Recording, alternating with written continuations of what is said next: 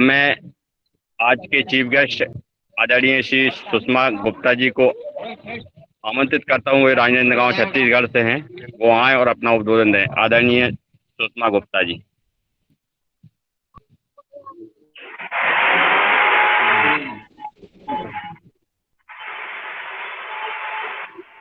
आदरणीय सुषमा गुप्ता जी आए।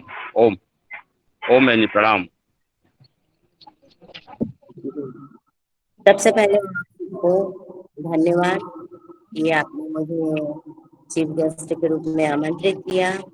और जो भी आपको जानना है तो उसके बारे में भी बताऊंगी, कुछ आहार के विषय में और कुछ थोड़ा सा जैसे भैया जी ने कहा जैविक खेती के बारे में।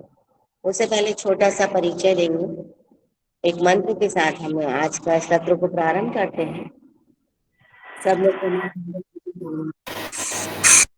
योगीन चित्तस्य पदेन वाचा मनं शरीरच्च वेदकेन योपाकरोतं प्राणं मुनिना पतञ्जलिं प्राञ्जलिनाथोऽस्मि। पतञ्जलिं प्राञ्जलिनाथोऽस्मि। ओम गुरुभ्यो नमः।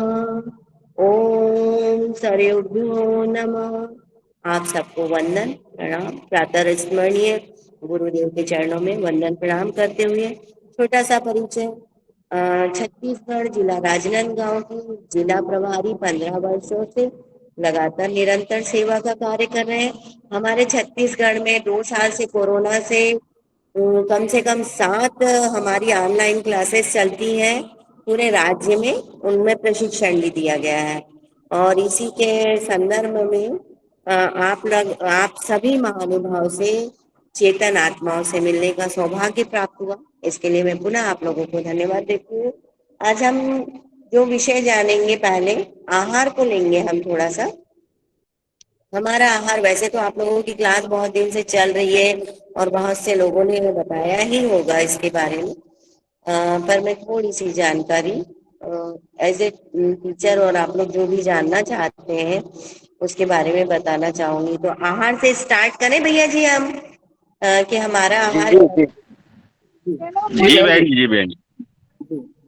अ, हमारा आहार में 3 प्रकार का हमारा आहार होता है, रसाहार और पथ्य और अपथ्य। तो ये सारा बहुत विस्तृत रूप से दिया गया है कि हमारा रसाहार कैसे होना चाहिए, हमारा पथ्य कैसे होना चाहिए, हमारा अपथ्य का आहार कैसे होना चाहिए। तो मैं थोड़ा सा इन सबको, रसाहार लेने का भी एक, रसाहार भी एक चिकित्सा पद्धति है। यदि किसी को भी कितनी भी गंभीर बीमारी है तो कौन से फलों का रस कब लेना चाहिए, इसके संबंध में थोड़ा सा मैं बता दूंगी। जैसे श्री कृष्ण ने भी गीता में कहा है कि योगे मतलब युक्त आहार विहारस्य युक्त चेष्टा कर्मसु युक्त स्वप्न बोधस्य योगो भवति दुःखः। योगो भवति दुःखः। यदि युक्ति पूर्वक यदि हमारा आहार विहार है तो हमको कभी भी कोई बीमारी नहीं हो सकती। और हित भूख, रित भूख और मित भूख, यानी जो हितकारी है और ऋतु के अनुसार है और अपनी भूख से कम होना चाहिए। तो इस संबंध में और भी अधिक जानकारी हम चाहते हैं कि जितना भी आप सीखे उस पे अमल करें। कोई भी चीज को अमल करना होता है। तो कुछ पहले हम रसाहार से संबंधित कुछ बीमारी को ले लेते हैं और उस पे हम प्रकाश डालेंगे थोड़ा सा। जैसे किसी को अल्सर है, किसी को अल्सर की प्रॉब्लम है, आंतों में घाव हो जाते हैं, तो सबसे अच्छा रस होता है गोभी का रस। गोभी का रस आप बना लीजिए। 400 से 500 मिलीलीटर आपको गोभी का रस उसको देना है। ये आपके कहीं पे भी पेट में अल्सर हो गया है तो आप गोभी का रस, सर्वोत्तम रस है। उसके साथ में आपको खट्टे फलों का सेवन नहीं करना है। थोड़ा सा इस बात का आप ध्यान देंगे कि किन चीजों का प्रयोग करना है, किन चीजों का नहीं करना है। ककड़ी, पपीता और आलू का रस भी आप इसके साथ ले सकते हैं। कुछ छोटी सी बीमारियां, दो चार बीमारियों को हम लोग ले लेते हैं। यदि उल्टी होती है, किसी को जी मिचलाता है, या खाने की इच्छा नहीं होती, तो उनको अनार, पपीता और नींबू, टमाटर के रस का सेवन करना चाहिए। यदि आप लोग कॉपी और पेन रखे हैं तो आप उसको लिख भी सकते हैं कि उल्टी आने के उन पे, या जैसे कभी कभी जी मचलाता है पर उल्टी आती नहीं है, तो हमारा या तो बहुत ज्यादा खाना ज्यादा हो जाने से क्या डाइजेशन नहीं होता, तो बदहजमी टाइप का होने से भी उल्टी जैसा जी लगता है, या बहुत ज्यादा खाली पेट है और आप बहुत बार उपवास रहते हैं, और उपवास भी ऐसा रहते हैं कि पानी कम पीना या जूस वगैरह नहीं लेना, तो ये सब प्रॉब्लम है आपको आ सकती है। एसिडिटी की मात्रा अधिक बढ़ जाने से भी उल्टी या मिचली जैसा हमको लगता है, तो उसमें आपको केंद्र रसों का सेवन करना है, अनार, पपीता और नींबू, संतरे का रस। उसके बाद में एसिडिटी, एसिडिटी बहुत ज्यादा है जो लोगों को आजकल, मतलब आम बीमारी है, मतलब यदि कहा जाए तो 99% लोगों को ना एसिडिटी की प्रॉब्लम, हम जब भी वो क्लास में जाते हैं तो उसमें 2 4 10 लोग ऐसे ही निकल जाते हैं कि हमको एसिडिटी बहुत रहती है। तो उसके लिए आपको गोभी और गाजर, गोभी का छोटा टुकड़ा, गाजर का छोटा टुकड़ा, 1 गिलास पानी में उसको पीसना है, और उसके रस को छान के यदि आप पीते हैं तो गोभी और गोभी, फूल गोभी, गोभी में भी आप यार ध्यान रखेंगे, फूल गोभी का प्रयोग करेंगे। उसके अलावा मौसम्बी का रस पी सकते हैं, और जैसे स्वामी जी बताते हैं कि सोप का पानी आप लोग ले सकते हैं, सोप रात को भिगो दो और उसके पानी को भी आप ले सकते हैं। खाने के बाद आप सौंफ का सेवन कर सकते हैं, तो ये आपको कभी भी एसिडिटी की प्रॉब्लम नहीं होगी। तो कोशिश करें कि एसिडिटी बनती क्यों है, हमको हमेशा इस बात पे ध्यान रखना चाहिए कि हमको ये बीमारी होनी ही नहीं चाहिए। जब भी हम योग प्राणायाम यदि हम कर रहे हैं और हम सजग है अपने लिए, तो आपको एक चीज और बताना चाहूंगी कि हम 15 वर्षों में आज तक के भी हम डॉक्टर के पास नहीं गए, डॉक्टर के पास कभी नहीं गए कि हमको कोई बीमारी है। यानी कोरोना काल में भी, मतलब आश्चर्य होता है कि कोरोना जैसे कोई महामारी थी, मतलब हम जो लोग यदि सही तरीके से ये कर रहे हैं या अपने परिवार को करा रहे हैं, तो हम कोरोना के बारे में नहीं जानते। वैक्सीनेशन भी सबको कहने पे तो ले लिया, नहीं तो वैक्सीनेशन की भी आवश्यकता नहीं है। यदि आपका ऑक्सीजन लेवल बहुत अच्छा है, ऑक्सीजन लेवल बहुत अच्छा है, तो आपको कभी भी कोई बीमारी हो ही नहीं सकती। तो हम अपने ऑक्सीजन लेवल को कैसे बढ़ाएं, इस पे हमको ध्यान देना है। तो उसके लिए वसिका प्राणायाम है ही, और गाय के गोबर का भी प्रयोग आप कर सकते हैं, गोमूत्र का प्रयोग कर सकते हैं।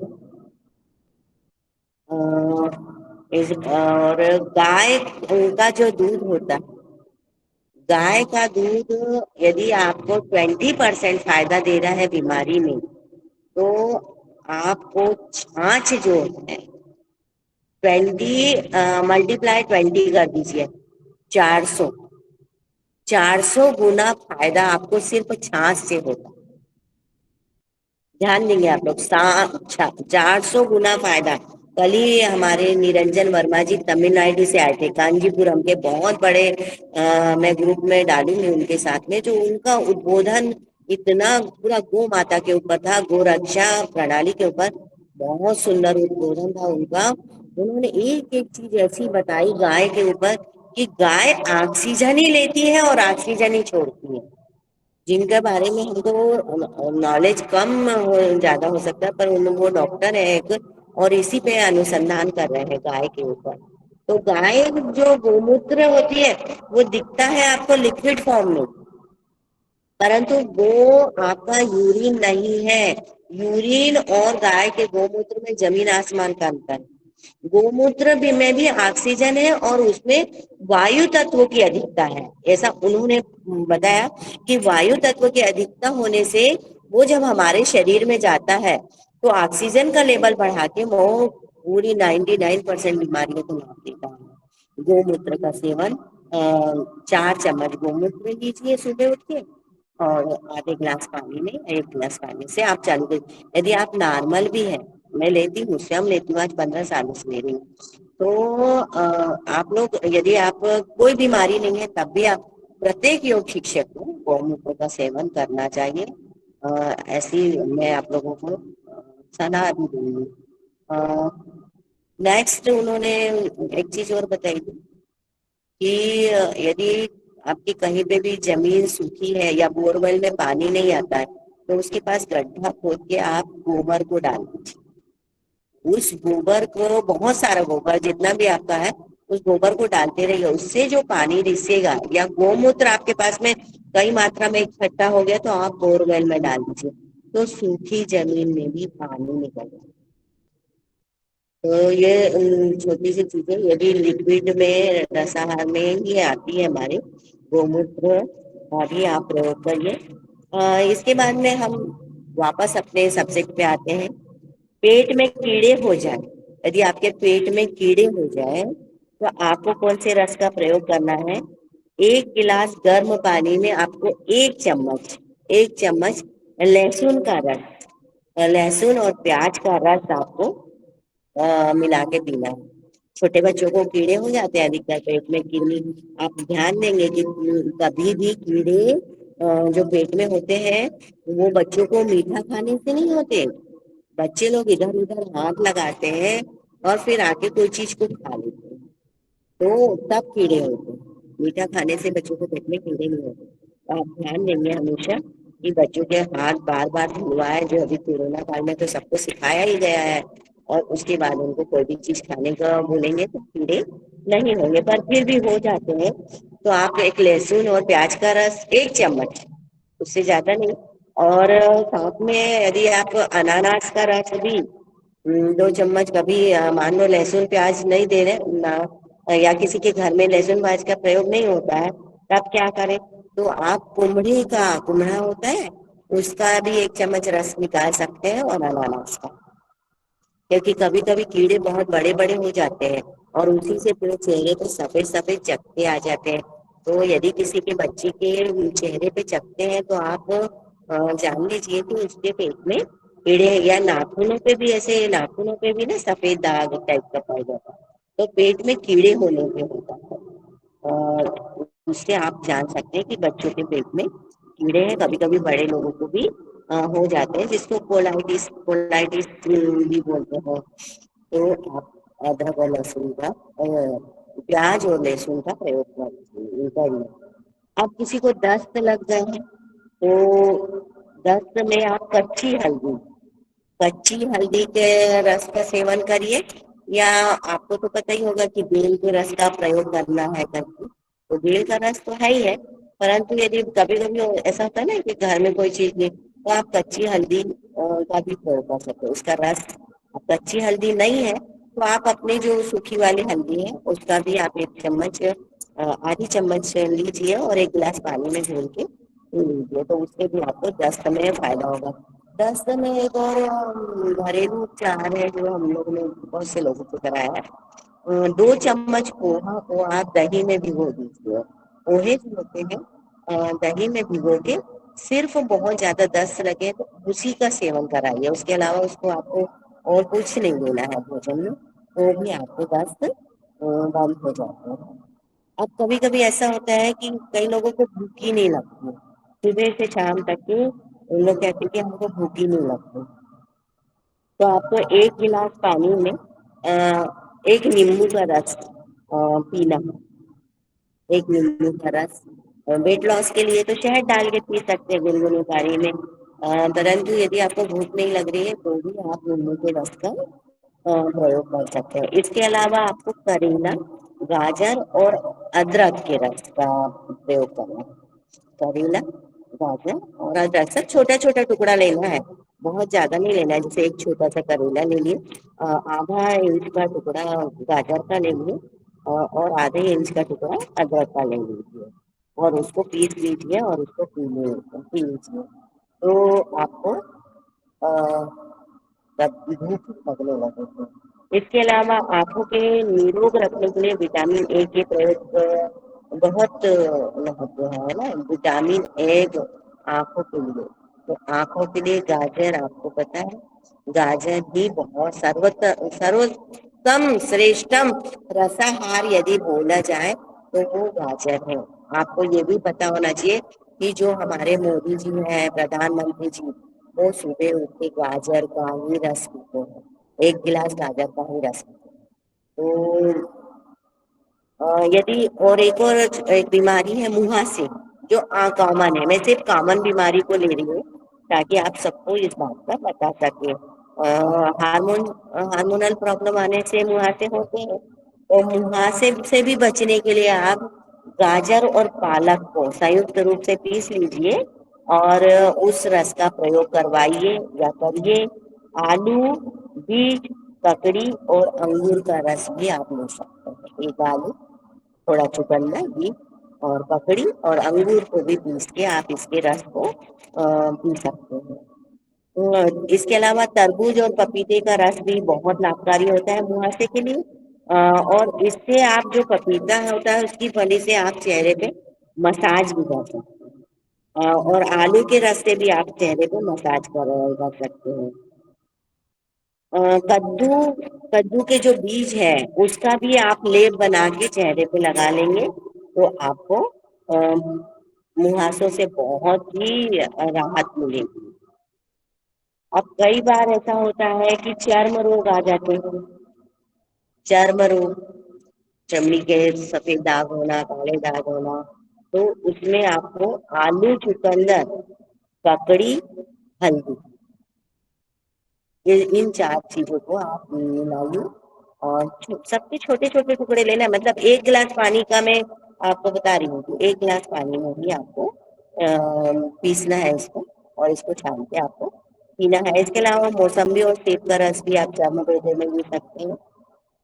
तो ये राजभूषण पांडे जी के द्वारा बताए गए चीजें थी जो मैंने आपको बताया। उसके अलावा स्वामी जी तो बताते ही है, पंच पंच जैसे पंचामृत बताए ना स्वामी जी ने, जीरा, सौंफ, अजवाइन, खड़ा धनिया और मेथी, इसको आधी आधी चम्मच भिगो दीजिए और उसका सेवन यदि आप करते हैं तो भी आपको बहुत सारी बीमारियों से फायदा मिलता है।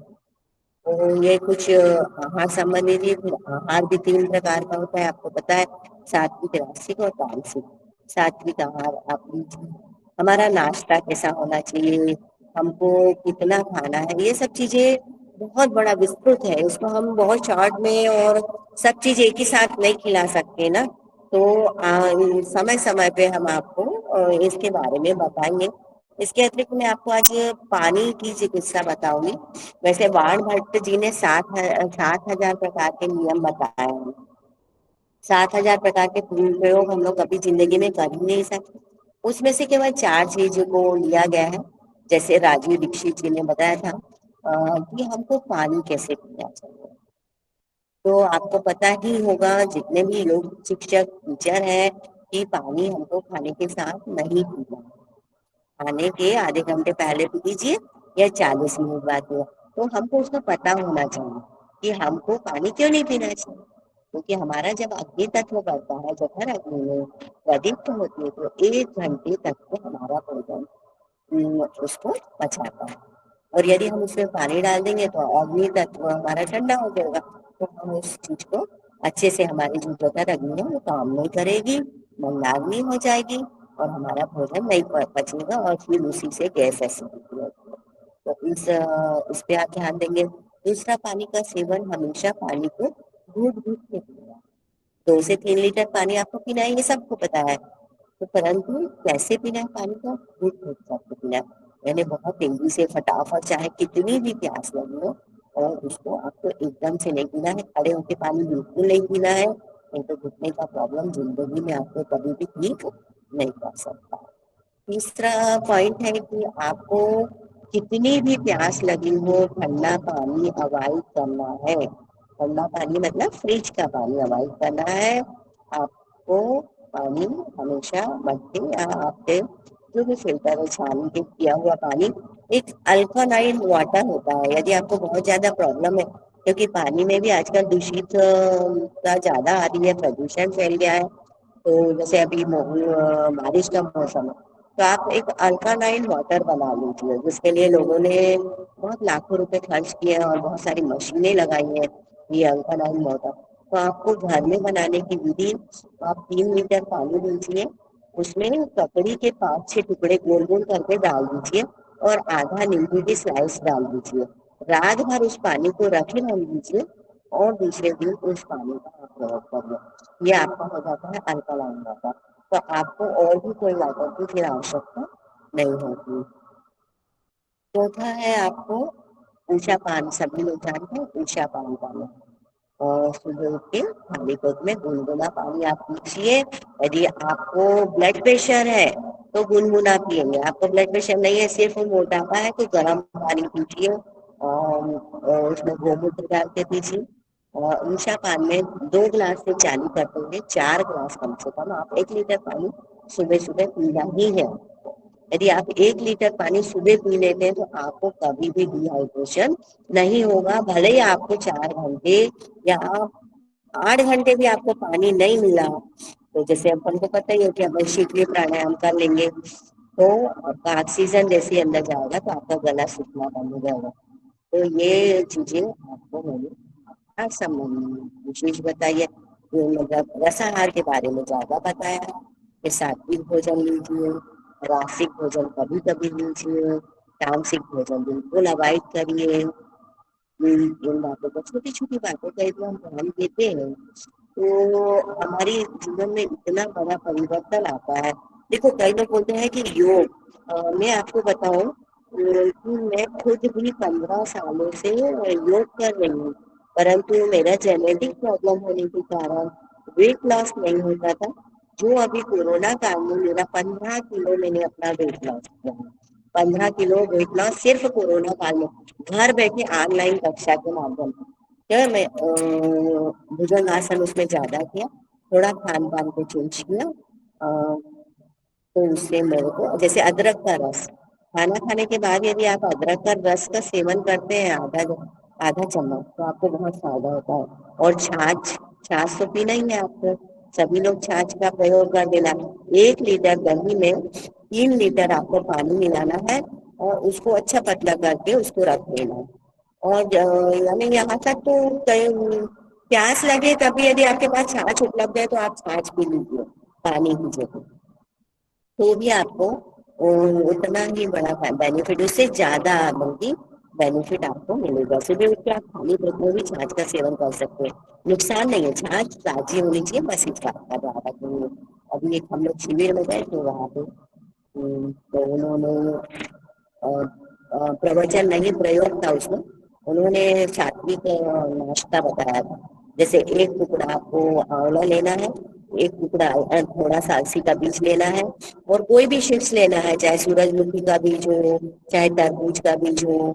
फिर एक खजूर लेना है, 2 बादाम लेना है, एक कोई भी फल लेना है और छाछ और गुड़ का पानी, ये हमको वहां पे उन्होंने प्रयोग करके बताया। तो इस तरीके से हम भी कुछ कुछ चीजों को प्रयोग में ले सकते हैं। दूसरा मेन चीज आपको और है जो आजकल जैविक खेती, जैसे आपका संगठन का नाम ही है किसान सेवा समिति, तो किसान मतलब जो अपनी उर्वरा शक्ति को बढ़ा के फसल का उत्पादन कर रहा है। और कहीं ना कहीं हम सभी किसान के ही पुत्र पुत्रियां हैं, हमारे पूर्वज लोगों ने तो खेती करी है और अभी भी कई घरों में खेती की है। तो आजकल जो पेस्टिसाइड्स का प्रयोग हो रहा है उससे भी बहुत बीमारी हो रही है। तो पेस्टिसाइड्स का प्रयोग ना करें और घर में कुछ ऐसी उर्वरा शक्ति को बढ़ाए खेती के लिए, तो उसमें पहले तो ये समझ लें कि जैविक खेती है क्या। जैसे अनेक नाम है ना जैविक खेती के, प्राकृतिक खेती और कंपोस्ट खेती, तो ये अनेक नामों से भी जाना जाता है। और इसमें जो हमारी फसल है जो सूख जाती है या जो पेड़ों के पत्ते झड़ते जाते हैं उनको आप इकट्ठा करते हैं और एक जगह इकट्ठा कर लीजिए और कुछ पत्ते उसमें कुछ गुड़ की मात्रा डाल दीजिए और गोमूत्र डाल दीजिए और डब्बे में बंद कर दीजिए। तो आप और उसमें थोड़ी सी मिट्टी डाल दीजिए यदि आप इस प्रकार से भी खाद बना के अपने प्रयोग करते हैं तो भी आपकी बहुत अच्छी फसल होगी। उसकी मात्रा को आप बढ़ाते जाओ। उर्वरा शक्ति बढ़ाने के लिए हमको जो घर की चीजें जैसे केचुआ, आपको पता ही है कि केचुए के द्वारा भी की जाती है। और गोबर खाद तो आपको पता ही है, गोबर खाद कितना ज्यादा बेनिफिट देता है। बस इसको प्रोसेस करने की विधि, क्या होता है कि हमारे पास में भंडारण करने की सुविधा नहीं होने से इसका प्रयोग कम किया जा रहा है, परंतु हमको दिनों दिन इसके प्रति जागृति लाना है, लोगों को बताना है। पहले अपने घर में 1 एकड़ से शुरुआत करें, इससे गुणवत्ता बढ़ती है और भूमि की उर्वरता बढ़ेगी, तो स्वाभाविक है कि फसल अच्छी होगी, और फसल अच्छी होने से भैया जी दिखा भी दिए पूजा चल रही है क्या, बेलपत्री वगैरह का प्रयोग किया जा रहा है। तो इस तरीके से आप जैविक खेती के उत्पादन को बढ़ा सकते हैं। तो अपने गमलों में डालिए, आप जितना भी अभी ये जो फूल वगैरह चढ़ा रहे हैं ना भगवान को, ये बेलपत्री है, ये फूल है, इनको आप एक डब्बे में इकट्ठा करते जाइए। और कभी कोई भी चीज फेंकिए मत, सब्जियों का, यहाँ तक के सब्जी के छिलके, जो आपके घरों में सब्जी के छिलके हैं, उनको भी एक बंद डब्बे में आप डालते जाइए, उसको रखिए। उसमें अपने आप धीरे धीरे उसमें थोड़ी मिट्टी डाल दीजिए, थोड़े सूखे पत्ते डाल दीजिए, और उसको बंद करके रखिए। 2-4 दिन के बाद, 5 दिन के बाद वो ऑटोमेटिक आपकी खाद बनने लगेगी, और वो आप उसको किसी भी गमलों में डालिए, या आपके पास जमीन है वहां पे ले जाके उसका प्रयोग करते हैं, तो फसल आपकी बहुत अच्छी होगी। आपकी सब्जियां आप घरों में भी लगा सकते हैं, छोटे छोटे गमलों में भी आजकल आप अपनी फसल को लगा सकते हो, जैसे खीरा है, लौकी है, टमाटर है, इसको आप अपने घर में, कुमड़ा है, ये बेल वाली जो चीजें हैं, इसमें आप अपने घरों में लगा के खुद के लिए आप सब्जी उत्पादन कर सकते हो। इसके और आप लोगों को इससे संबंधित कोई क्वेश्चन करना होगा तो थोड़ा सा कार्यक्रम प्रश्नोत्तरी करा देते हैं। आप लोगों को कुछ पूछना होगा तो हम अगर आमंत्रित करते हैं, यदि किसी को कोई भी है मन में जिज्ञासा तो वो पूछ सकता है।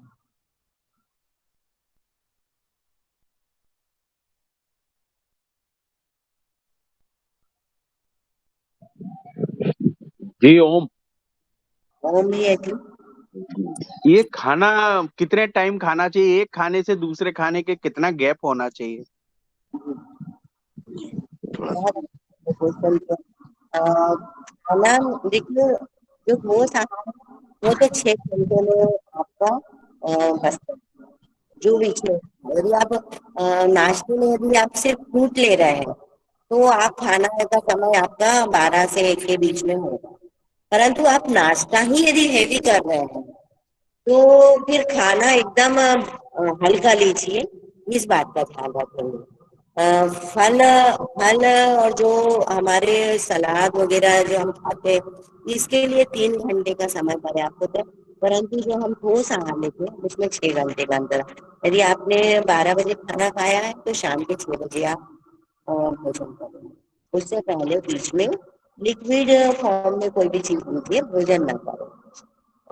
अति आहार तो लेना ही नहीं चाहिए। स्वामी जी ने तो बताया है कि चावल और गेहूं बिल्कुल अवॉइड कर दीजिए आप।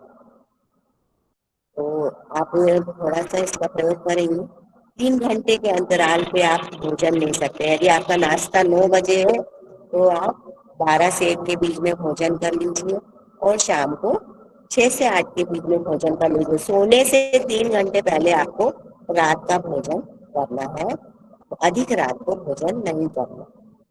जी भैया जी। और बताइए,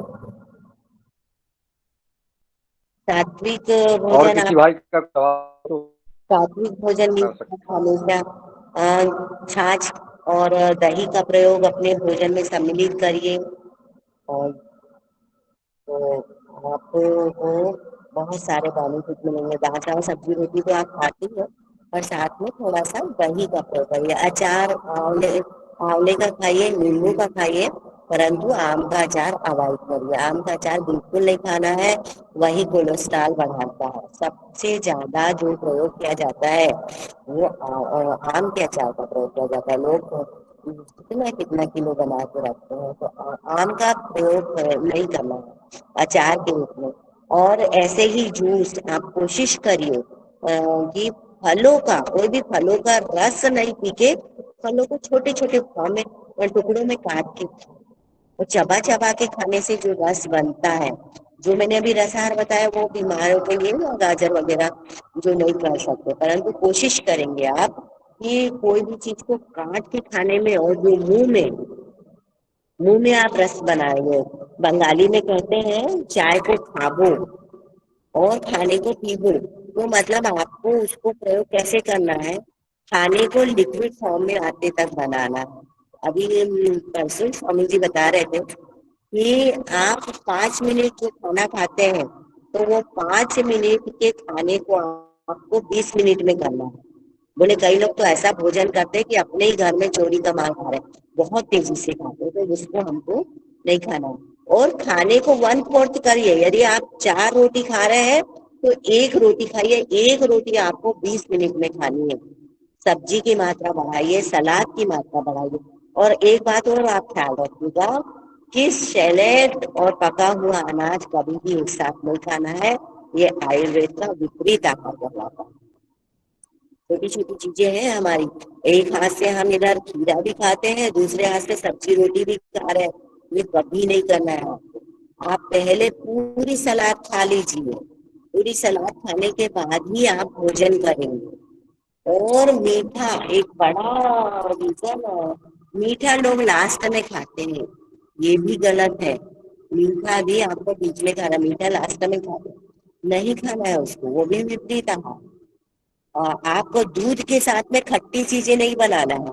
मैंने देखा है कई घरों में खीर का भी प्रयोग किया जाता है और साथ में रायता भी बना दिया जाता है, या कहीं कहीं कढ़ी बना ली जाती है, वो भी विपरीत आहार है।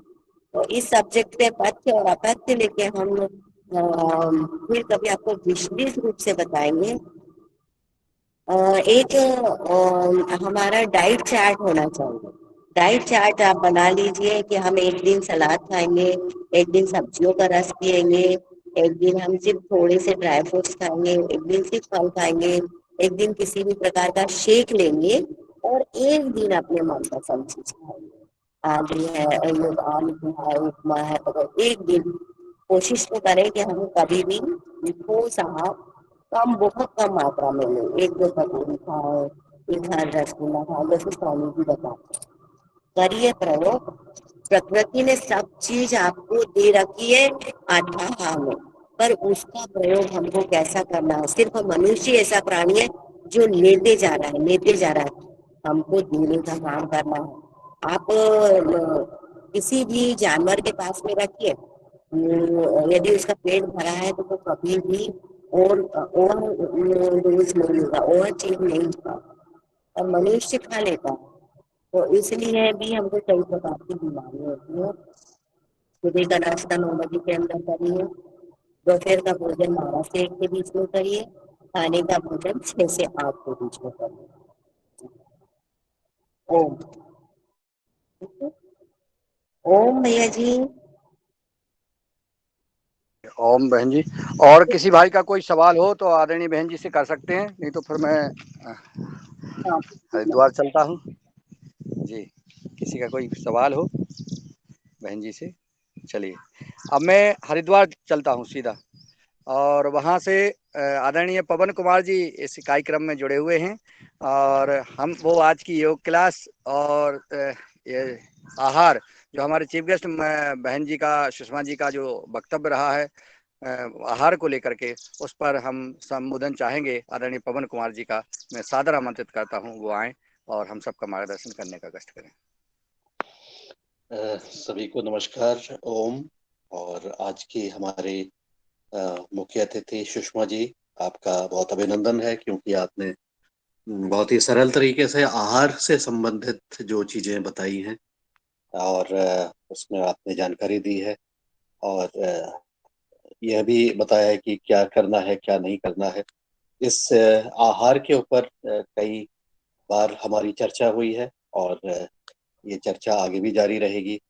और लेकिन हमें जो लगता है कि जो आहार में सबसे ज्यादा समस्या जो अब आ रही है वो यह है कि जो आपने भी बताया कि उसमें पेस्टिसाइड आ रहा है, उसमें फंगिसाइड है, उसमें और भी जो केमिकल तरीके से जो उपयोग हो रहा है खेती बाड़ी में, उसका दुष्प्रभाव, उसके कुछ कण जब हमारे भोजन पर आते हैं, उसका निश्चित रूप से हमारे शरीर पर भी प्रभाव पड़ता है।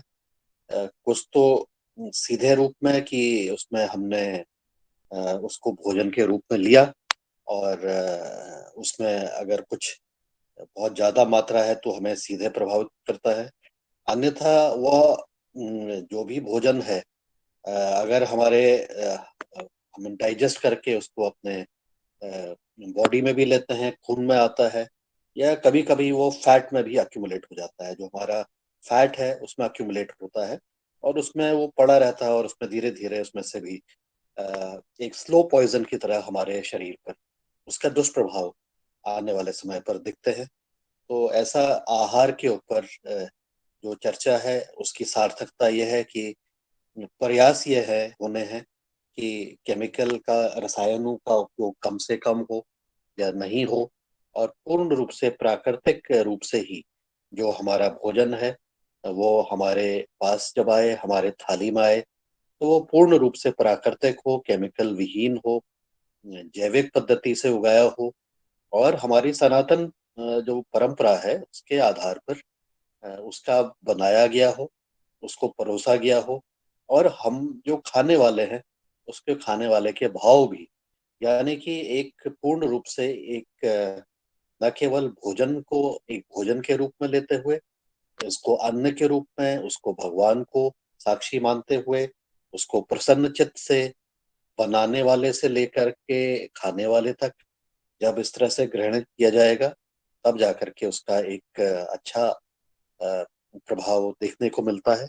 और कुछ दिन पहले हमारी एक और मुख्य अतिथि ने इस भाव को बहुत विस्तार पूर्वक भी बताया था कि जो भोजन बनने की जो प्रक्रिया है और जो श्रृंखला है, किसान उगाने वाले से लेकर के उसको किस प्रकार से वो उगा रहा है, किस भाव से वो उगा रहा है, किस भाव से वो ट्रांसपोर्ट हो रहा है, वो भोजन, जो भी भोजन पदार्थ है, उसके बीच में जो ले जाने वाला है, उसको बेचने वाला है, और जो खरीदने वाला है, और फिर जो बनाने वाले हैं उसको भोजन को घर में, और जो खाने वाला है, इन सबके भाव भी हमारी इस श्रृंखला में जुड़ जाते हैं, और उसका भी कहीं ना कहीं प्रभाव होता है। तो न केवल भोजन को हमें यह देखना है कि उसको कैसे खाया जाए, लेकिन उसकी पूरी श्रृंखला को समझते हुए और उस श्रृंखला में ही अगर कुछ हम हस्तक्षेप कर सकते हैं,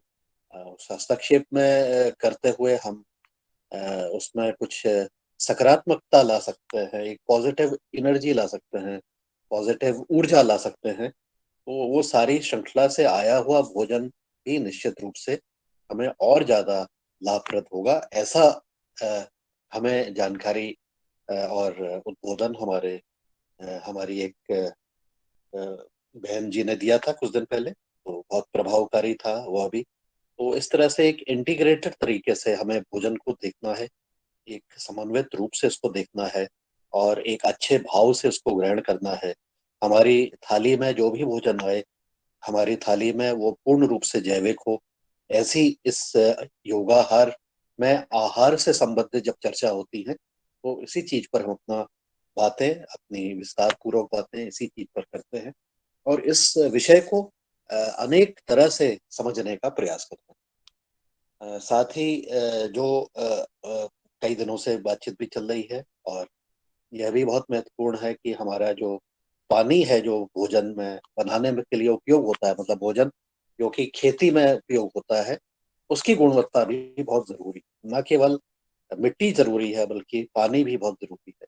अगर वो पानी दूषित है, किसी भी प्रकार से दूषित पानी का उपयोग हो रहा है, तो उसका प्रभाव हमारे जो फसल उगेगी उस पर भी प्रभाव पड़ेगा। और हमारे देश में ये देखने में आ रहा है कि कई जगह पर खारेपन की समस्याएं पानी में और मिट्टी में, उसकी वजह से मिट्टी में भी खारापन बहुत ज्यादा हो रहा है, और इसके लिए भी हमें काम करने की जरूरत है कि कैसे इस खारेपन को हम दूर करें, इस सैलिनिटी को दूर करें, क्योंकि इस पानी में इस भूजल में कई सारी तरह की चीजें हम डाल रहे हैं। केमिकल और फर्टिलाइजर ही नहीं डाल रहे हैं, उसके अलावा यहाँ पर इंडस्ट्री का एरिया है वो भी वहीं पर चले जा रहा है। इसके अलावा हम जो डिटर्जेंट यूज करते हैं वो भी हमारे भूजल में जा रहा है, और इसके अलावा लेड एसिड बैटरी और प्लास्टिक और ये सब चीजें भी आकर के इस पानी को एक कॉकटेल की तरह बना रही हैं, इसका कि एक बड़ा खतरनाक, क्योंकि ये इसकी मात्रा बढ़ते जा रही है, और दूसरी तरफ हम भूजल को अच्छा पानी जो है बाहर निकालते जा रहे हैं और इसको अपने उपयोग में लेते जा रहे हैं। तो हमें इस बरसात के मौसम में अपने अपने जहाँ पर भी हम कार्यरत हैं उसके बारे में इस पर जरूर चर्चा करनी चाहिए, और जहाँ पर संभव हो ऐसे भूजल को बरसाती पानी से, जो कि शुद्ध है रूप से भगवान ने हमें दिया है, उसको अपने खेतों में या यहाँ पर जो भी जैसी स्थिति है उससे अपने भूजल को जरूर रिचार्ज करना चाहिए। ऐसा करके हम निश्चित रूप से जो हमारा भोजन है उसको भी एक बहुत अच्छा रूप दे सकते हैं, और उसका जो पोल्यूशन की मात्रा को हम खत्म कर सकते हैं। तो आज के लिए तो मुझे बस इतना ही है। भोजन के ऊपर बहुत अच्छी बात कही है, आने वाले समय पर भी हम इस विषय पर और सुनना चाहेंगे, और जो भी हमें करना है, जो करना चाहिए, जो नहीं करना चाहिए, ये हमें मनन करना बहुत जरूरी है, और इसको मनन करते, इसको प्रैक्टिस में लाते हुए अगर हम काम करते हैं तो निश्चित रूप से इसका फायदा हमें देखने को मिलता है। इसके साथ ही आज की हमारी योग कक्षा भी बहुत अच्छी रही और बहुत अच्छी तरह से जो योग उन्होंने कराया, ममता जी ने। तो आने वाले समय पर मेरा अनुरोध है कि हमारे ऐसे योग शिक्षक जो विशेष रूप से मुद्राओं के ऊपर अपनी बात करते हैं, तो उनका ज्यादा समय इस योग कक्षा में मुद्राओं के ऊपर भी रखें, या उनको चीफ गेस्ट के रूप में उनको मुद्रा के ऊपर भी बुलाएं। इसके अलावा जो हमारे प्राणायाम हैं उस पर भी, और इस तरह से योग की जो है कक्षा, उसमें भी अगर कुछ ऐसे हमारे योग साधक आते हैं जो कि किसी एक चीज को बहुत अच्छी तरह से करा सके, तो उसकी अच्छी प्रैक्टिस सबकी हो जाएगी, और इस प्रैक्टिस को लेते हुए हम आगे को अपने, अगर किसी के भी उसमें कहीं पर भी कोई त्रुटि हो रही है तो त्रुटि को समझने में आसानी होती है। कई बार जल्दी जल्दी में कराने पर कुछ चीजें समझ में नहीं आती हैं, लेकिन हमारी तो कक्षाएं कई दिनों से चल रही हैं, तो सभी साधक को इसके बारे में जानकारी होगी, लेकिन जो लोग नए जुड़ते हैं उनके लिए भी हमें थोड़ा सा स्पेस देना है कि वो भी सारी चीजों को अच्छी तरह से समझ लें। तो हमें जो अच्छी बातें हैं उनको पुनर कई बार उसको रिपीट भी अगर कर लें तो ये सबके लिए फायदेमंद होगा। तो इतना मुझे कहते हुए मैं अपनी वाणी को विराम देता हूँ। आप सभी को अभिनंदन, नमस्कार और धन्यवाद। धन्यवाद आदरणीय पवन कुमार सर। आपने बहुत जैसा हमारे चीफ गेस्ट बहन जी ने जो कहा, आपने आहार की बात की और भाव की बात की। हमारी वो नागपुर की बहन थी जिसने भाव के ऊपर बहुत पूरे सेशन लिया और उन्होंने अपना खुद का परिवार की स्थिति के बारे में अवगत कराया कि हमारे विचार और भाव कैसे होना चाहिए, वो आपने आज चित्रण किया। आपने बहुत महत्वपूर्ण सुझाव ये भी दिया है कि हम जब योग करते हैं तो योग में एक कोई प्राणायाम होता है जिस प्राणायाम को हम भली भांति समझ सकें, उसको करने का तरीका उसका और पूरे समय तक क्या है, जल्दीबाजी में ये बात सही है कि अभी हम कोई प्राणायाम का महत्व और उसका करने का तरीका ठीक नहीं समझ पाते हैं, ये बहुत ज़रूरी है। और एक्यूप्रेशर और पॉइंट की बात और मुद्रा की अगर कोई विशेषज्ञ मिलते हैं, आते हैं, तो उनका भी पूरा ध्यान रखा जाए। और इस योगाहार कार्यक्रम में योग के साथ एक्यूप्रेशर, आयुर्वेद, भोजन, आहार, जैविक खेती सभी विषय पर चर्चा लगातार चल रही हैं। और मैं चाहूँगा कि सदन में अगर कोई और अपनी बात को कोई जोड़ना चाहते हैं, कोई सुझाव देना चाहते हैं, जैसा कि हमारे परम आदरणीय पवन सर ने कहा कि योग में हमें भोजन के साथ भाव, और वो भाव का प्रभाव पहले से चला आ रहा है कि जब भगवान राम की शादी होती, विवाह होता है, तो उस विवाह में हमारे जनकपुर की महिलाएं मंगल गीत गाती हैं। भोजन परोसते समय, भोजन करते समय, भोजन बनाते समय, भोजन किचन कहाँ होना चाहिए, अब किचन कहने लगे, पहले रसोई घर होता था। तो अब ये भाव भोजन के बहुत जरूरी थे, जो पवन सर जी ने बोला है, हमारे चीफ गेस्ट महोदय ने बोला। आपके भी सदन में कोई सुझाव हो, कोई मार्गदर्शन हो, तो सादर आमंत्रित है, अनम्यूट करके अपनी बात रख सकते हैं। ओम।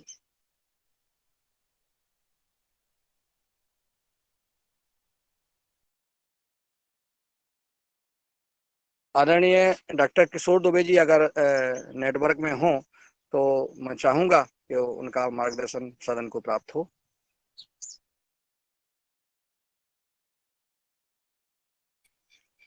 डॉक्टर किशोर दुबे जी तक आवाज नहीं पहुंच पा रही है।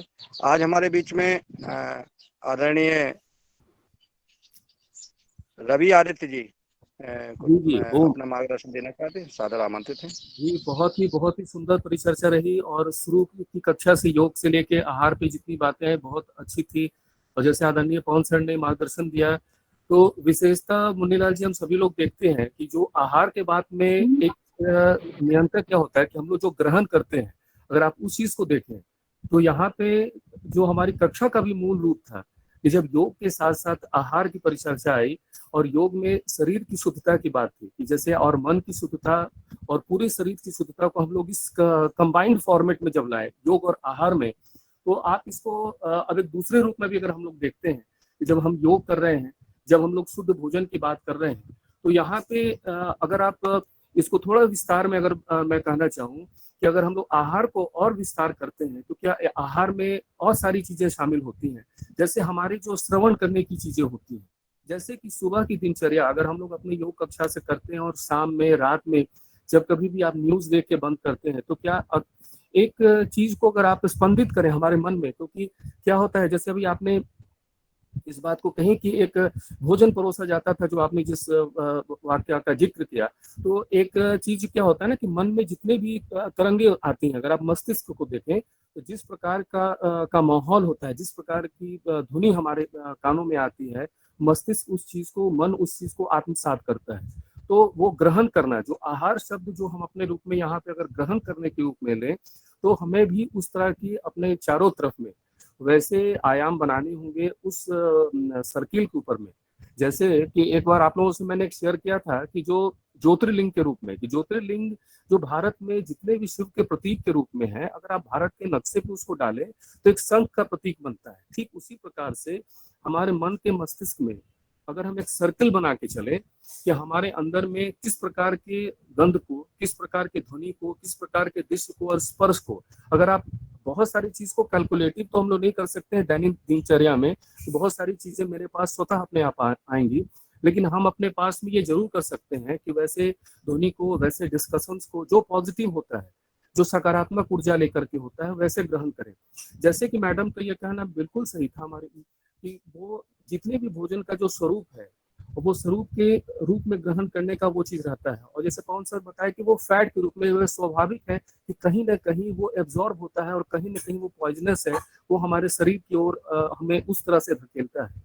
और अगर अपने जीवन शैली में लोग इस चीज को ला रहे हैं, इस चीज को ग्रहण कर रहे हैं, तो एक कॉम्बिनेशन क्या बनता है कि क्या बनाने वाले का भाव क्या आ रहा है, किसान की एक तरफ से जो उसकी ओर से जो बीज उत्पत्ति करने के लिए जो उत्पादन कार्य की जो पूरी प्रक्रिया है, उसमें उसका भाव क्या है, उसका स्रोत क्या है, फिर बनने के बाद जो मेरे शरीर के अंदर जाता है, तो वो एक जो रिएक्शंस होते हैं बॉडी के अंदर में, क्योंकि एक आप अगर देखें जो शुद्ध है, वो हमारे लिए जो हमारा मेटाबॉलिज्म का फंक्शन होता है, चयापचय का, वो बहुत फास्ट करता है, वो अच्छे से वो पचता है हमारे शरीर में। ठीक दूसरी तरफ जो इन सारी चीजों को जो पेस्टिसाइड्स लेकर के आता है, वो कहीं ना कहीं गैस्ट्रिक होता है, कहीं ना कहीं वो हमारे लिए परेशानी का कारण होता है। तो ये सभी चीजों के बीच में जो सारा ध्वनि और जो हमारा जो एक सिक्वल जो एकदम घटता रहता है, हर एक आदमी हम लोग का जो एक सर्किल है, आप देखें कि उस सर्किल के बीच में जो व्हाट्सएप मैसेज सर्कुलेटेड होते हैं या फिर जो न्यूज सर्कुलेटेड होता है, आप वो चिन्हित करेंगे कि डिस्कशन में अगर हम 3 भागों में बांटे, तो भोजन करने की भी उस तरह से 3 लेवल बनती है, डिस्कशन की भी 3 लेवल बनती है। कुछ लोग थॉट पे डिस्कशन करते हैं, कुछ लोग इवेंट पे डिस्कशन करते हैं जो घटनाक्रम होता है, और कुछ लोग होता है कि यूं ही डिस्कशन करते हैं जिसमें कि एक आलोचना होती है किसी की। तो हमें इन सब चीजों को भी आहार के स्वरूप में डिफाइन करना पड़ेगा। जिस प्रकार भोजन को हम लोग एक आहार में शुद्धता लें, तो मन की शुद्धता में वो एक सबसे पॉजिटिव एनर्जी हमारे लिए आएगा कि जो नेचर ऑफ थॉट है, जो हमारा सोचने की जो शक्ति है, वो बहुत ही सकारात्मक होती चली जाएगी। एक व्यक्ति के रूप में हमारा दृष्टिकोण सिर्फ और सिर्फ एक आध मीटिंग्स पे ना बने, एक कार्य के रूप में हमारा जो सकारात्मक ऊर्जा रहे कि नहीं मुझे ये करना है, और क्यों नहीं इस चीज के रूप में, क्योंकि आप हर चीज में एक सकारात्मकता है। वो आप एक कार्य के क्षेत्र में देखें, भोजन के रूप में भी हमें वो चीज को निकालना है। और इसी चीज को कि एकदम ऐसा नहीं कि आप आंख बंद करके हम इस चीज को कर रहे हैं, एक लॉजिकल अगर हम वहां जाते हैं, लॉजिकल अगर हम देखते हैं, तो हमारे लिए एकदम आता है कि हम एक थॉट पे ही डिस्कशन करें जो हम लोग का खुद का विषय है, जो ये आज एक लंबे समय से हम लोग इस पे आए, और एक लंबे समय से जो इसके अंदर इसका जो कहते हैं एक निष्कर्ष जो आया, तो किसी चीज को एक शिष्ट मात्रा में कहते हैं कि ये चीज हमारे लिए है, ये बहुत बड़ी हम सबकी उपलब्धि है कि हम लोग जो आहार प्रणाली में है, जिसमें कि एक अच्छी शिक्षा, अच्छी शोध और उस चीज को हम लोग ग्रहण कर रहे हैं, जो एक काफी व्यापक रूप से एक धारणा जो है हमारे लिए मनते जा रही है कि शुद्ध भोजन के साथ साथ एक सात्विक विचार भी हो, साथ साथ में एक पॉजिटिव थॉट डिस्कशन के रूप में शामिल हो जाए। आप सभी लोगों का धन्यवाद और बहुत बहुत आभार। धन्यवाद आदरणीय रवि आदित्य जी, आपने महत्वपूर्ण मार्गदर्शन दिया। अब मैं आमंत्रित करता हूँ आदरणीय भुवनेश्वर राय जी को, वो आए, वो भी अपनी मार्गदर्शन देने का कष्ट करें। मेरी आवाज़ पहुँच रही हो? झारखंड से भुवनेश्वर राय जी। धन्यवाद आदरणीय मुनीलाल जी। आज इस कार्यक्रम में उपस्थित सभी महानुभावों का मैं हृदय से स्वागत करता हूं। साथ में आज के मुख्य अतिथि और योग टीचर दोनों महानुभावों का मैं एक बार फिर हृदय से स्वागत करता हूं कि वो लोग अपने कार्यों को बड़े अच्छे ढंग से हम लोगों के सामने प्रस्तुत किया, अपने जो ज्ञान थे हम लोगों के साथ साझा किया, और उससे सभी लोग काफी प्रभावित हैं और आने वाले समय में उसका लाभ भी लेंगे। थोड़ा सा मैं जरूर, जो आदरणीय पवन सर ने जो आहार में भाव की बात थी, आज भी आप देखिए, हम लोग भी जब घर जाते हैं और घर परिवार में जो बाहर लोग रहते हैं वो लोग भी इकट्ठा होते हैं, कभी शादी विवाहों में या वैसे भी, तो कभी अचानक चर्चाएं हो जाती हैं कि आज जो है घर में न खाना खा करके बाहर दरवाजे पर ही कुछ बने। और उसमें हमारे वहां विशेष तौर से, क्योंकि मैं पूर्वी उत्तर प्रदेश का रहने वाला हूं, तो जो बाटी चोखा दाल इस तरह की परंपराएं हैं, और वो उसी में फिर अगल बगल के परिवार के लोग भी जो उस तरह के लोग हैं वो लोग भी शामिल हो जाते हैं, और करते करते काफी एक अच्छा ग्रुप बन जाता है। फिर ये भी देख लिया जाता है कि अगल बगल के एक आध लोग ऐसे भी आ जाते हैं जो कोई बाटी लगाने में अच्छा एक्सपर्ट है, कोई आटा गूंथने में है, और वो जो खाना बनता है वो घर के लोग देखते रहते हैं कि कब उसमें से हम लोगों को भी कुछ मिल जाता, हम लोग भी खा लेते। माने पूरा स्वादिष्ट, इतना स्वादिष्ट कि फिर जिसका कोई हिसाब नहीं। तो वो ऐसा नहीं कि वो महिलाएं जो बनाती हैं वो उनसे ये सारे लोग बहुत अच्छे बना लेते हैं, वो इसलिए होता है कि सब लोगों के अंदर ये भाव रहता है, सब लोग अपने, कोई आलू जो है उसमें डाला रहता है, कोई बाटी जो है उलट फेर किया रहता है, माने सब लोग का उसमें कंट्रीब्यूशन रहता है, और जिस काम में सब लोग जो है मन से कंट्रीब्यूशन किए रहते हैं वो बड़ा ही स्वादिष्ट होता है। मैं थोड़ा सा इस पर, केवल भाव की बात थी तो मैं अपने कोई रोक नहीं सका, क्योंकि हम लोग बराबर इस काम को करते हैं, जब जब थोड़ा सा मौका मिलता है तो इस काम को जब घर पे रहते हैं तो करते हैं, और उसमें अगल बगल के लोग भी खाते पीते रहते हैं, तो एक तरह से आपस में व्यवहार भी और वो थोड़ा सा अपनत्व की भावना भी से बढ़ती है कि चलिए आज वहां पे। और इसी को देखते हुए कभी कभी ऐसा भी होता है कि आज मेरे वहां हुआ तो कल उनके वहां हुआ, परसों उनके वहां हुआ, और इस तरह से भी कुछ कार्यक्रम चलते रहते हैं गाँव में, जो बड़ा अच्छा लगता है। बस इसी बात को ध्यान में रखते हुए मैं बस, चूंकि आपका समय बिल्कुल नजदीक हो गया है, तो मैं बस इतना ही कहूंगा कि और हमारे जो किसान भाई हैं वो धान की ट्रांसप्लांटिंग काफी जगहों पर चल रहा है, कुछ जगह पर बारिश शुरू हो गया है, अब निश्चित रूप से शुरू हो जाएगा, तो सब लोग अपने अपने जैविक खेती की तरफ ध्यान देते हुए अपने धान की रोपाई को अच्छी तरह से करें, और उसकी जो भी जैविक खेती से संबंधित क्रियाएं हैं उसको करें। और धान एक ऐसी फसल है कि जो कभी नहीं किया हो वो भी इस काम में लग जाए और इसको आगे बढ़ावें। काफी लोग ज्ञान के मामले में परिपूर्ण हो चुके हैं। मुझे नहीं लगता कि अभी जो लोग इसमें शामिल हैं उनको कोई दिक्कत है, और आगे भविष्य में जितने लोग हम लोग से जुड़े सबको इस काम में लगावें, जैविक खेती में लगावें। अब समय ऐसा आ गया है कि देखिए, पहले हम लोग सोचते थे कि क्या गवर्नमेंट भी इस पर चर्चा करती, लेकिन आज के डेट में मुख्यमंत्री हो, प्रधानमंत्री हो, कोई मंत्री हो, जब कहीं जा रहा है और वो देख रहा है कि हमारे बीच किसान हैं, तो अगर किसान उसके बीच आ गया तो निश्चित रूप से जैविक खेती, नेचुरल फार्मिंग की चर्चा हो रही है। तो एक माहौल बन रहा है और सब लोग इसमें आगे आवें, थोड़े थोड़े से ही शुरू करें। अपना जब शुरू कर देंगे तो निश्चित रूप से उसमें फायदा मिलेगा, अनुभव होगा। अनुभव होने के बाद जब अनाज मिलेगा उससे अच्छा अनाज मिलेगा, हम खाएंगे, स्वस्थ रहेंगे, निश्चित रूप से आगे बढ़ेंगे। इसी के साथ मैं अपनी वाणी को विराम देता हूं। सभी को एक बार बहुत बहुत धन्यवाद, प्रणाम। धन्यवाद आदरणीय भुवनेश्वर राय जी, आपका बहुत शुरू से जब से योग आहार कार्यक्रम चल रहा है, जब से मार्गदर्शन किसानों को मिलता है और ऐसी प्रकार का आपका सहयोग सुझाव मिलता रहे। मैं आदरणीय कुलदीप उनियाल जी को आमंत्रित करता हूं कि वो आए, वो भी अपना मार्गदर्शन देने का कष्ट करें। उत्तराखंड से कुलदीप उनियाल जी, अगर मेरी आवाज़ पहुंच रही हो। शायद कुलदीप उनियाल जी तक मेरी आवाज़ नहीं पहुंच पा रही है। मैं हमारे डॉक्टर विनोद भट्ट जी देहरादून से इस सदन में जुड़े हुए हैं, मैं उनको सादर आमंत्रित करता हूं कि वो आए और वो भी अपना मार्गदर्शन प्रदान करें। डॉक्टर विनोद भट्ट जी। जी ओम नमस्कार। थोड़ा स्वास्थ्य ठीक नहीं है।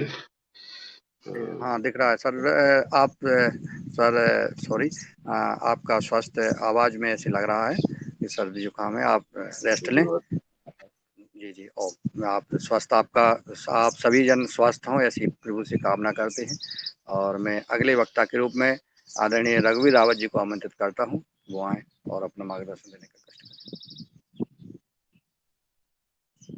रावत जी तक मेरी आवाज़ नहीं पहुंच रही है। नीलकंठ सावले जी महाराष्ट्र से। ओम, सभी को प्रणाम। आपका स्वास्थ्य ठीक है?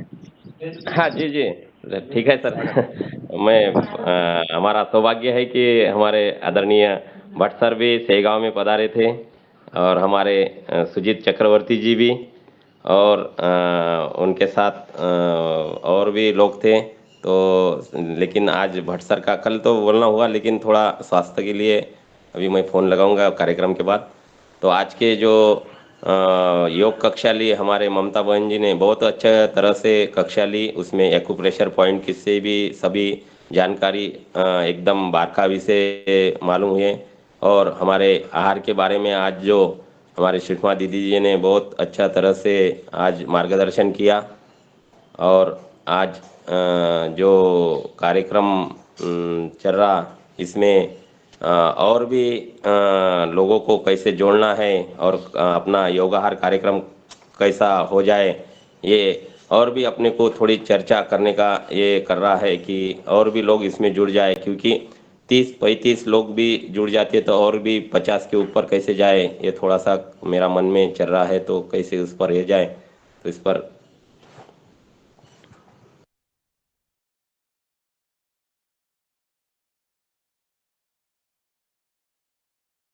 सर धन्यवाद आदरणीय नीलकंठ जी। और आज 8:03 हो गए हैं। अब मैं आमंत्रित करता हूं आदरणीय मुकेश मालवीय जी, अगर मेरी आवाज़ सुन रहे हैं आप।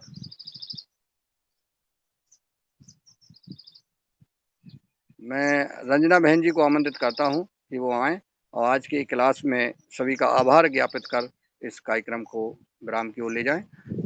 आदरणीय रंजना जी। एक मिनट के लिए मैं बोलूं क्या? 1 मिनट। जी बहन जी आपका सादर स्वागत है। आप 1 मिनट नहीं, आप 2 मिनट का संबोधन मार्गदर्शन देने का कष्ट करें। आदरणीय प्रणाली जी, स्वागत है। मेरा एक उपक्रम है सेंद्रिय खेती। मैं यहाँ सिंधुदुर्ग जिले के देवगढ़ तहसील में रहती हूँ और यहाँ मैं आई तब यहाँ सब क्या बोलते हैं, जांभा दगड होता है ना, पूर्ण कातळ दगड भाग था। दगड म्हणजे वहाँ माती नहीं थी। तो इस जगह मैंने 5 गुंठे जगह ली और यहाँ अब मेरा सेंद्रिय खेती का प्रकल्प चल रहा है। केंचुए बहुत है यहाँ, गांडूळ खत, केंचुए का खत, वो भी प्रोजेक्ट मैंने 8-10 बरस हुए हैं उसको।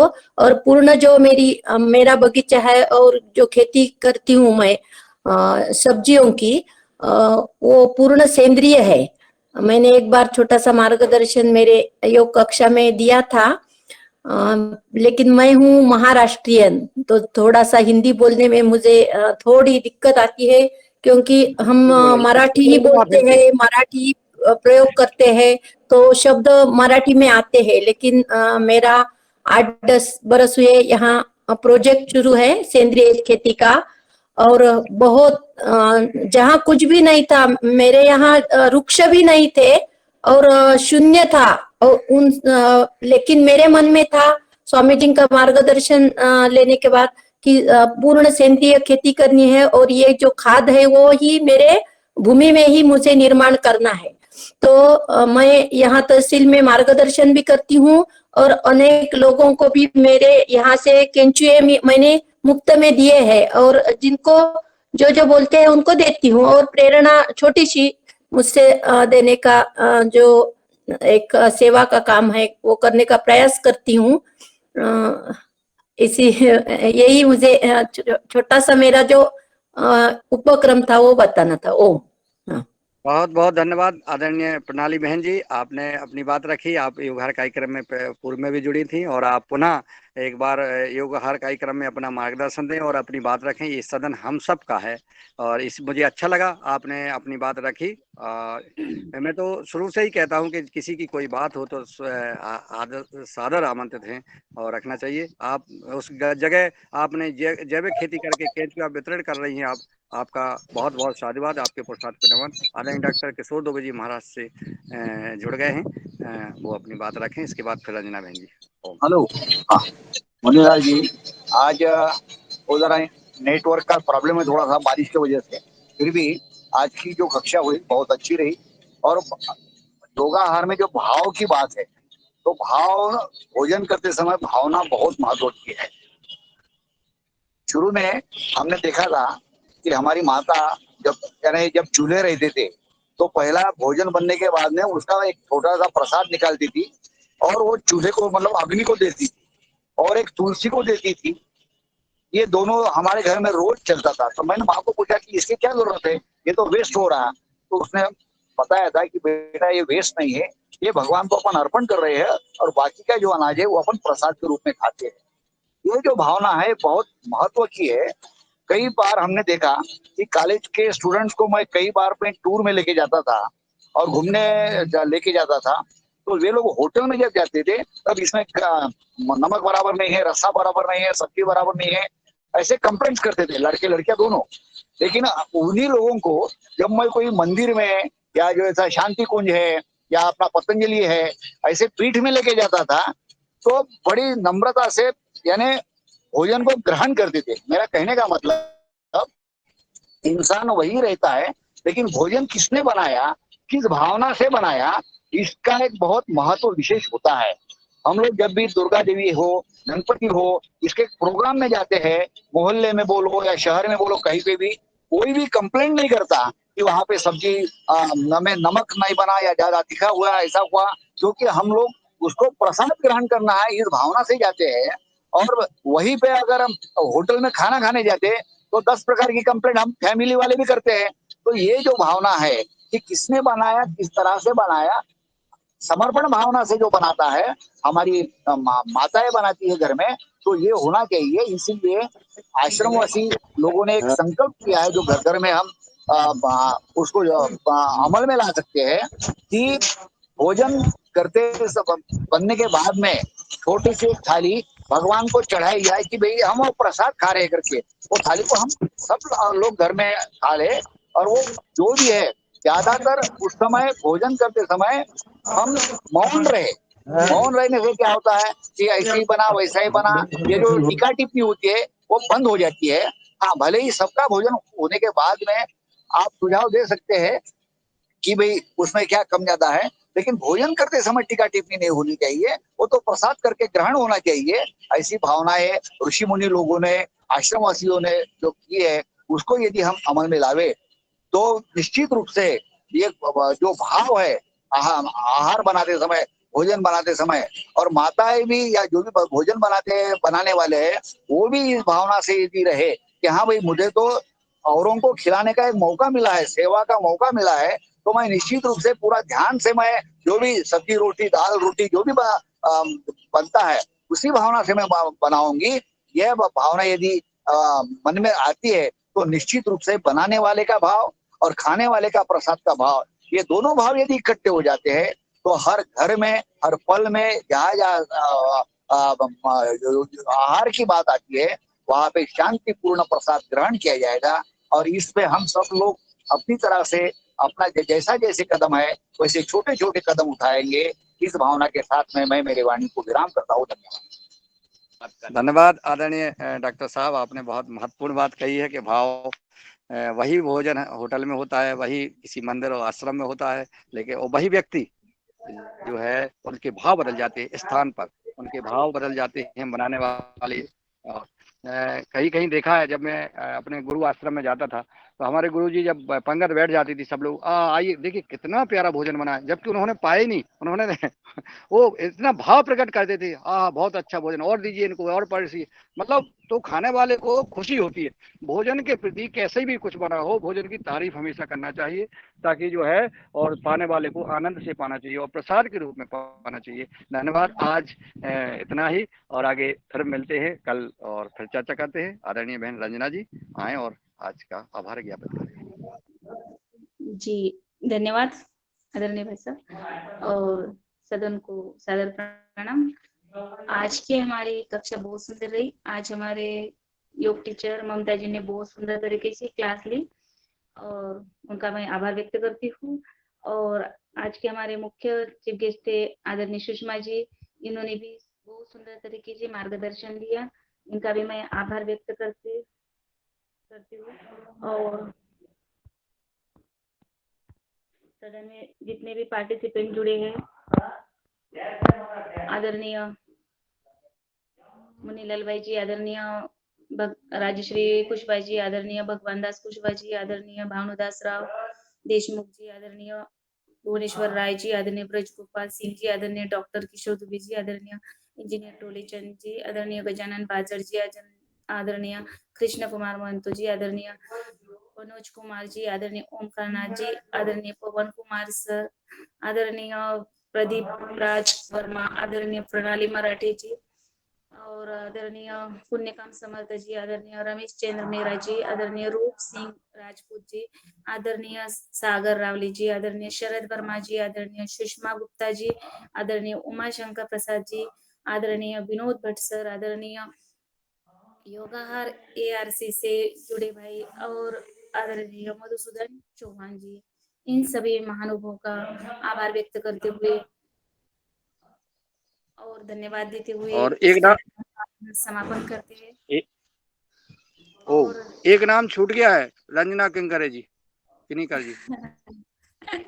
मैं तो खुद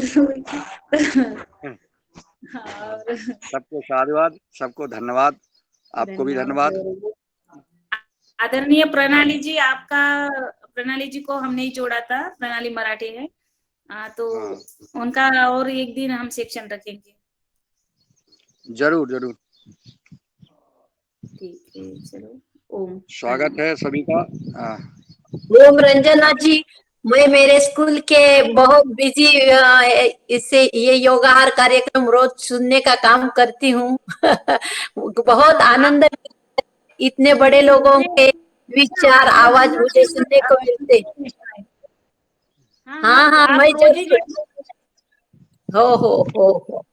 हाँ मी मैं तो म्हटले होते का पावन तुम्ही एकदा जॉईन करणार आहे कारण तुम्ही आधी आता कसं सर्टिफिकेट पण मिळणार आहे ना आता हो तर हो त्यासाठी हो मी तुम्हाला एकदा जॉईन करणार होती हाँ हाँ हाँ हाँ ठीक आहे मग नंतर भेटू ओम आपण धन्यवाद धन्यवाद धन्यवाद आपके कारण ही मुझे इतने सब लोगों का सहवास मिला विचार सुनने को मिले इसके लिए बहुत बहुत धन्यवाद और आप भी प्रणाली बहन जी कारण बनेगी अन्य लोगों का जोड़ने का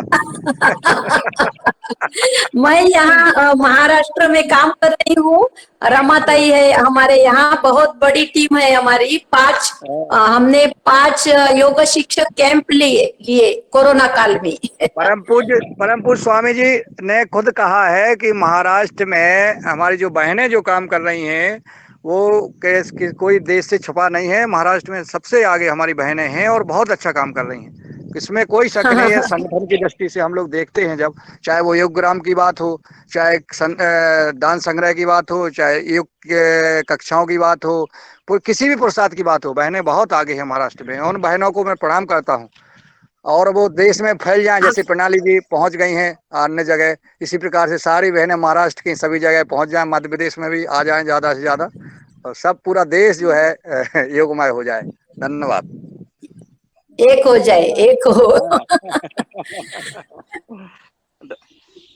चलिए ठीक ओम